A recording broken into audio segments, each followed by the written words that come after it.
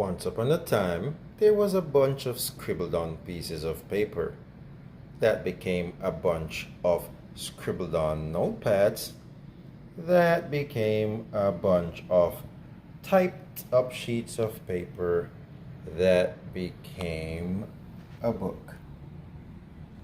Dun, dun, dun. What up, YouTube? Martin Matthews here from the Martin Matthews Project. Welcome back to my channel. If this is your first time, please go ahead, like, subscribe, share, and hit that bell so you get the notifications when I go live. All right. Today we're going to be talking about my book. As you may have known, I'm a poetry kind of guy, right?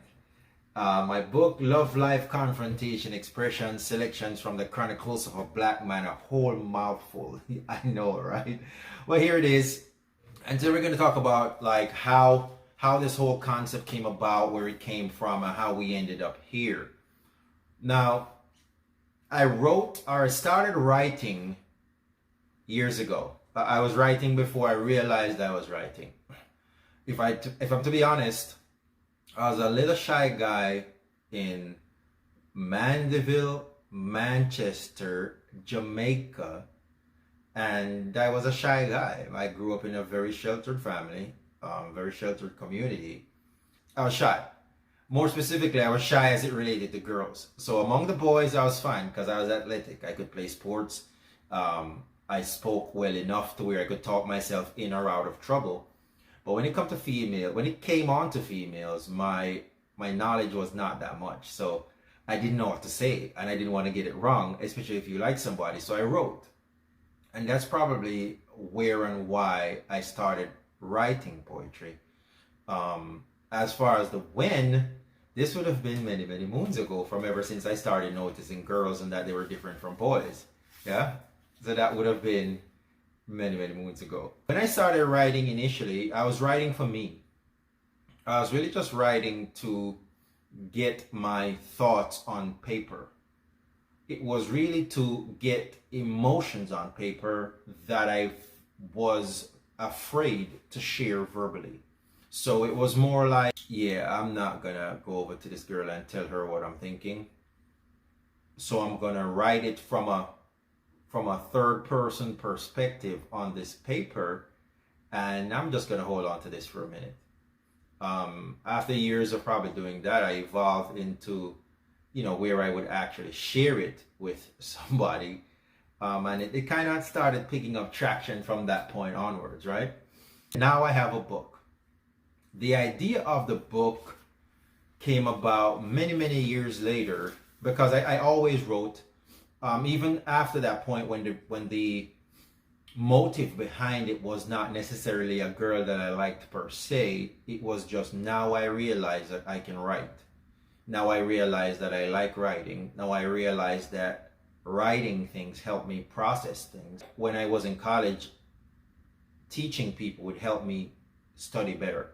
So if I knew something and one of my boys said, yeah, Martin, I'm not getting this. We have these things we call matter shop in college.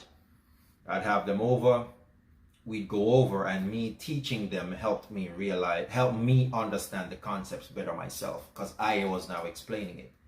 And poetry was kind of like that for me, because I would write what I was thinking, I would write my thoughts.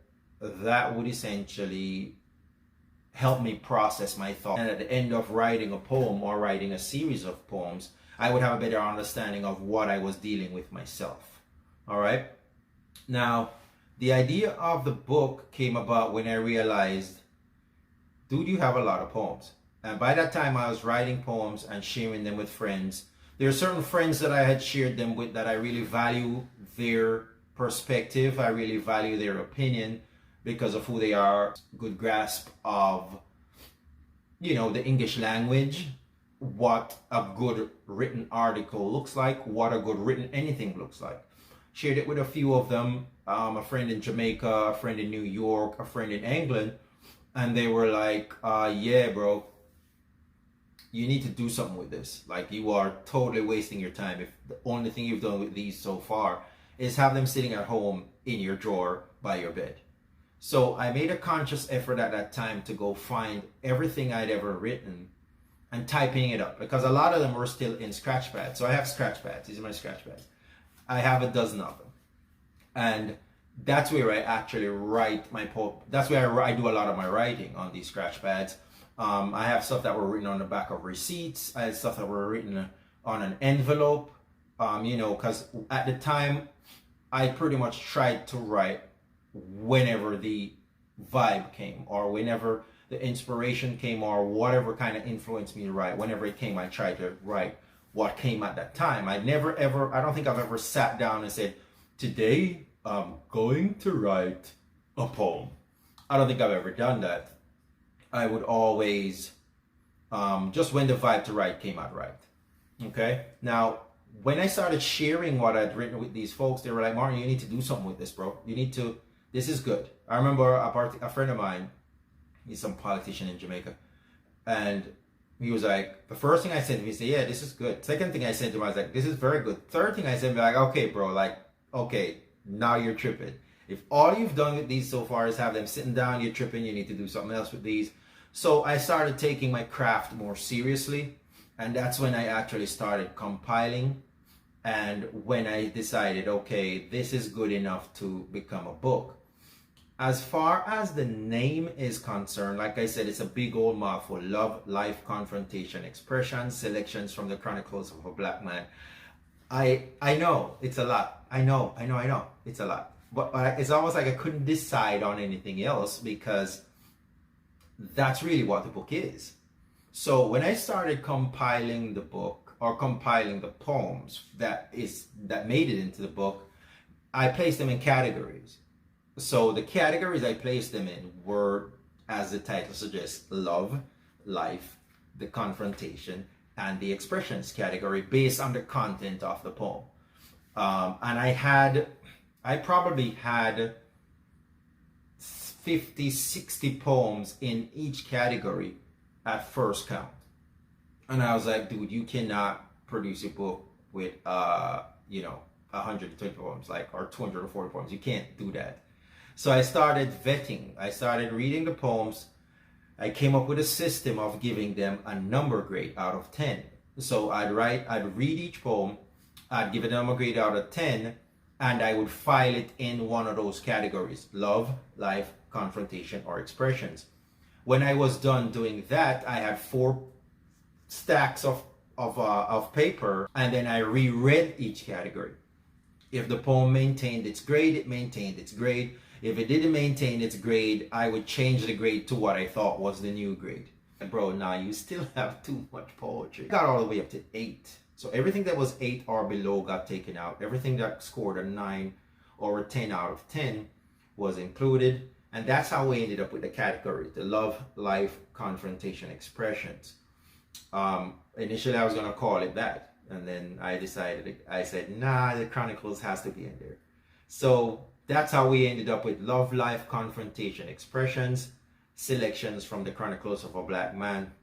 I had to put the selections on there because those were the selected ones that I kept, as opposed to the hundreds that I vetted out.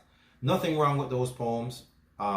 In fact, watch out for a video I'm gonna do coming up, talking about the B-side of the Chronicles of a Black Man. On that line, actually, initially I published the book and called it Love, Life, Confrontation, Expression, Selection from the Chronicles of Rasta. Now, I actually published the book under that name. It was out there. I sold a couple copies. Some people out there have books called Chronicles of Rasta. And then I changed a couple of things about the book. It was very, very close to what I wanted, but it wasn't exactly what I wanted. So I actually took it back off. I changed the font inside the book. I added about the author page. I changed a couple of things about it, and I changed the name or the subtitle to the Selections from a Black Man, because I felt like that was a broader topic. Selections from the Chronicles of Rasta gave the book a connotation that it didn't necessarily have. It gave it characteristics that it didn't necessarily have. So, and I wanted the title of the book to represent what was in fact in the book. The Chronicles of a Black Man kind of broadened the scope and perspective of it. And that's actually what I was trying to do. And when I did that, I felt like now this title better captures the content of the book. Now, as far as the artwork itself, as far as the interior and formatting of the book is concerned, I cannot even go any further without mentioning Valentina Peru out of New York. Valentina is awesome. She is the brains behind the operation. And as you can see, the book is a pretty book. The colors are great. You open it up, it has nice color inside of it. You keep going, it has more colors inside of it, and still more colors. The about the author page is in here. That's nice and colorful as well. So the whole look, the whole feel of the book, Valentina Peru, she's the one that did all that work for me and actually captures the essence of what I wanted the book to be.